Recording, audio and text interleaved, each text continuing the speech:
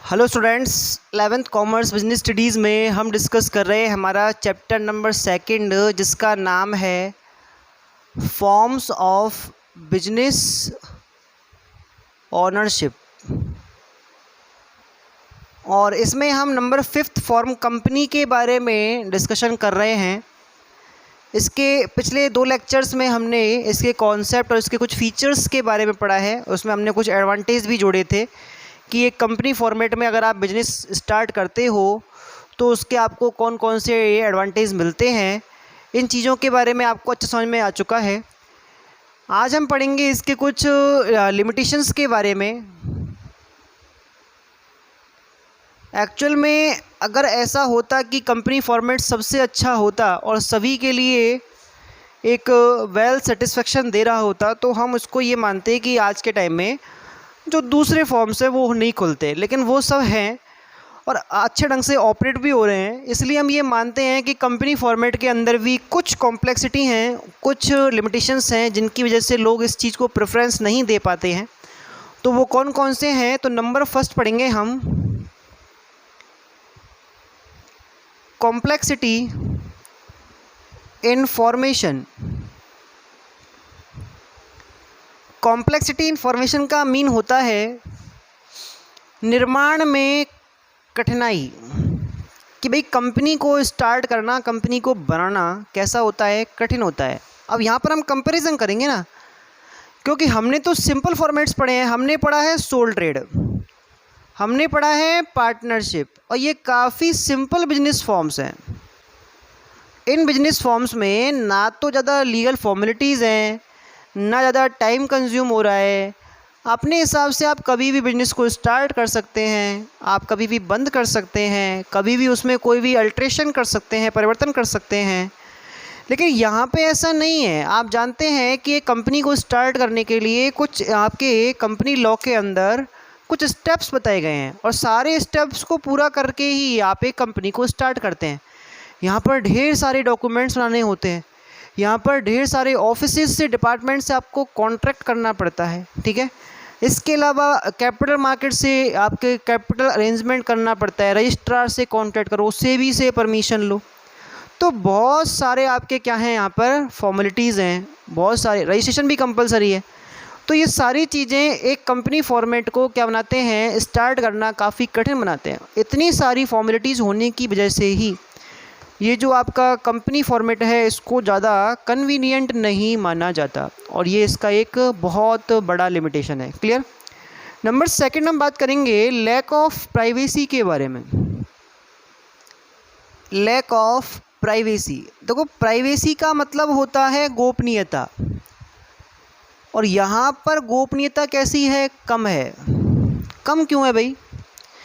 क्योंकि जैसा कि आपको पता है कि कंपनी एक बड़ा फॉर्मेट है, और कंपनी लॉ 2013 के अकॉर्डिंग एक पब्लिक कंपनी जो होती है, उस पब्लिक कंपनी को अपनी हर साल की जो फाइनेंशियल कंडीशन है उसको पब्लिकली अनाउंस करना, पब्लिकली डिक्लेयर करना कैसा होता है? कंपलसरी होता है। इससे क्या है, पब्लिक को ये पता चल जाता है कि कंपनी में कितने प्रॉफिट्स हैं, कितने लॉसेस हैं, क्या असेट्स, क्या लायबिलिटीज़ हैं।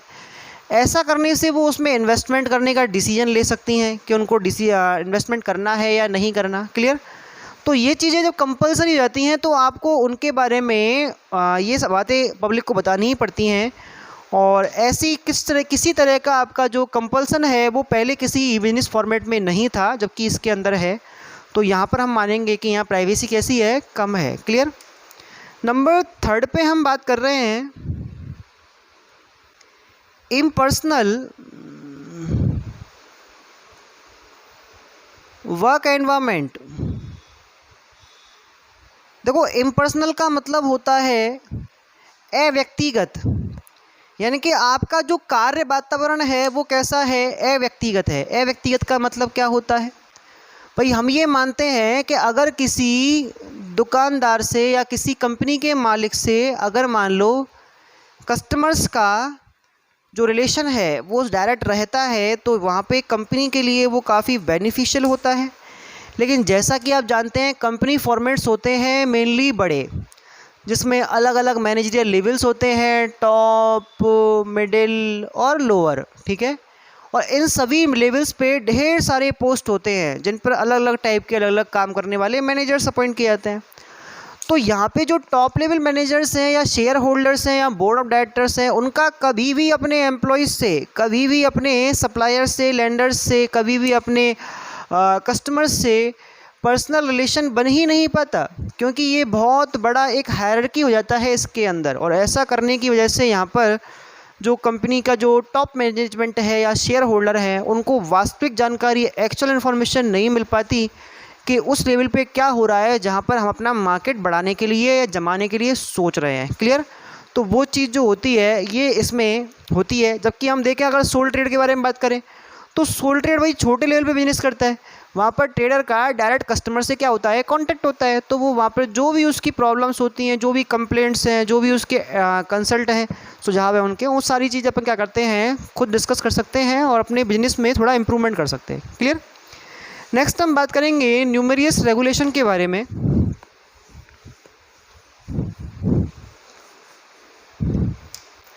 नंबर 4 पे आता है आपका न्यूमेरियस रेगुलेशंस। देखो, न्यूमेरियस रेगुलेशन का मतलब होता है अधिक से अधिक या अधिकाधिक नियम। यस, यहाँ पे बिजनेस को ऑपरेट करना कुछ ज़्यादा ही कैसा है, रेगुलेटेड है। जैसे सोल ट्रेड होता है, जैसे पार्टनरशिप होती है, इन सभी बिजनेसेस को ऑपरेट करना काफ़ी इजी है। आपकी विल पे डिपेंड करता है, आप जैसा सोचते हैं वैसा डिसीजन ले सकते हैं और बिजनेस में अप्लाई कर सकते हैं। लेकिन यहाँ पे ऐसा नहीं है। यहाँ पर कुछ स्पेशल एडमिनिस्ट्रेटिव बॉडी आपको क्या करती हैं, कंट्रोल करती हैं, और उनके कंट्रोल और उनके प्रोविजंस के अकॉर्डिंग ही क्या करते हैं, आप बिजनेस में कोई भी काम कर सकते हैं। जैसे आपको बिजनेस में अल्ट्रेशन करना है, भाई मुझे लगता है मेरी जो कपड़ों की दुकान है या कपड़ों की कंपनी है वो चल नहीं रही, मुझे चेंज करके इसमें फूड आइटम्स का क्या करना है, बिजनेस स्टार्ट करना है। मैं अपने डिसीजन से नहीं कर सकता, यहाँ पर एक लीगल प्रोसेस है, उसको पूरा करना पड़ेगा। लोगों को कुछ डिपार्टमेंट्स है उनको इस बारे में क्या करना पड़ेगा, अप्लाई करना पड़ेगा। ये सारी चीज़ें करने के बाद यहाँ पे ऐसा हो सकता है। फिर आपके यहाँ कंपनी रजिस्ट्रार, उसकी सुनो, रजिस्ट्रार की सुनो भाई, कंपनी लॉ की सुनो और सेबी की सुनो। ये सारी की सारी जो प्रोविजंस हैं इनके हिसाब से आपको बिजनेस करना पड़ता है। मानो कि अगर आपने मार्केट में शेयर्स इशू करने के बारे में सोचा और आपने उसके लिए एप्लीकेशंस भी ले लिए लोगों से, लेकिन आपके पास 90% जो आपकी ऑथराइज कैपिटल है उसका 90% जो है एप्लीकेशन नहीं मिला, तो सेबी रूल के अकॉर्डिंग आप अपने शेयर्स मार्केट में इशू नहीं कर सकते। तो फिर कैपिटल अरेंजमेंट कहाँ से होगा? फिर आपको क्या करना पड़ेगा, थोड़ा जो कॉस्टली जो आपके क्या है रिसोर्सेज हैं फंड रेज करने के, वो यूज़ करने पड़ेंगे। और ऐसी चीज़ से आपकी जो लागत है फंड रेज करने की वो बढ़ जाएगी। तो आपको मानना पड़ा मजबूरी में किसके, सेबी के रूल्स को। तो इसीलिए हम ये मानते हैं कि जो कंपनी आपका एक फॉर्मेट है, इसमें ढेर सारे क्या है, लॉज है, प्रोविजंस हैं, ढेर सारे ऑर्गेनाइजेशंस हैं जिनके कंट्रोल में ही रहकर आपको बिजनेस करना है। वहाँ पर आप अपने मन की नहीं कर सकते। तो इसको ऑपरेट करना काफ़ी कैसा होता है, कॉम्प्लेक्स होता है। क्लियर? नेक्स्ट हम बात करें अगर डिसीजन के बारे में, तो यहाँ पर हमेशा डिले होगा, डिले इन डिसीजन मेकिंग। देखो डिले क्यों होता है भाई, क्योंकि यहाँ टॉप लेवल से लेके और लोअर लेवल तक ढेर सारे मैनेजर्स काम कर रहे हैं। आपको कोई भी डिसीजन लेना है तो पहले आपको क्या करना है, पोस्ट बाई पोस्ट इन्फॉर्मेशंस लेनी और देनी पड़ेंगी। यहाँ से भी आप इस तरह से ही करेंगे और यहाँ से भी इस तरह से ही करेंगे। अब सीधी सी बात है, अगर मान लो यहाँ पर कोई मैनेजर बैठा हुआ है, उसने ये सूचना ऐसे ऐसे ऐसे ऐसे पहुँचाई तो काफ़ी टाइम बाद पहुँचेगी। ऐसे डायरेक्ट आप पहुंचा नहीं सकते, क्योंकि ये डिसिप्लिन मेंटेन करना है कम्युनिकेशन के अंदर आपको। तो ऐसी कंडीशन में यहाँ पर जो सूचनाएं होती हैं, जो इन्फॉर्मेशंस होती हैं, उनको ट्रांसफ़र करने में काफ़ी ज़्यादा टाइम लग जाता है। और इसके पीछे जो मेन फैक्टर है वो क्या है, आपका बड़ा लार्ज स्केल का ऑर्गेनाइजेशनल स्ट्रक्चर, संगठन का ढांचा कैसा है, आपका बड़ा है। ढांचा बड़ा है तो लोग ज़्यादा है, लोग ज़्यादा है तो इन्फॉर्मेशन को ट्रांसफ़र करने में टाइम भी कैसा लगेगा, ज़्यादा लगेगा, और डिसीजन भी कैसा होगा, लेट होगा। तो इसलिए यहाँ पर डिसीजन कैसा होता है, लेट होता है। क्लियर? नेक्स्ट हम बात करें नंबर 6 पर, ऑर्गेलॉजिक मैनेजमेंट। इसका मीनिंग होता है अल्पतंत्रीय प्रबंध। देखो औगलौकिक आपका जो मैनेजमेंट है उसके अंदर यहाँ पे हम डिस्कस करेंगे क्या कि मैंने आपको इसके मैनेजमेंट के बारे में बताया है कि एक कंपनी फॉर्मेट जो होता है उसका मैनेजमेंट उसके ऑनर्स से कैसा होता है, सेपरेट होता है। तो यानी कि ऑनर्स हो गए अलग और मैनेजमेंट हो गया अलग, ठीक है। अब यहाँ पे जो मैनेजमेंट है वो करता है बोर्ड ऑफ डायरेक्टर्स, और बोर्ड ऑफ डायरेक्टर्स जो होता है वो कंपनी अपॉइंट करती है। तो अब कंपनी अपॉइंट कर रही है, सीधी सी बात है, तो वो कंपनी के फेवर में डिसीजन देंगे। और कभी कभी ऑनर्स की जो बातें होती हैं उनको कंपनी के अंदर नहीं माना जाता, जबकि बोर्ड ऑफ डायरेक्टर की बातों को माना जाता है।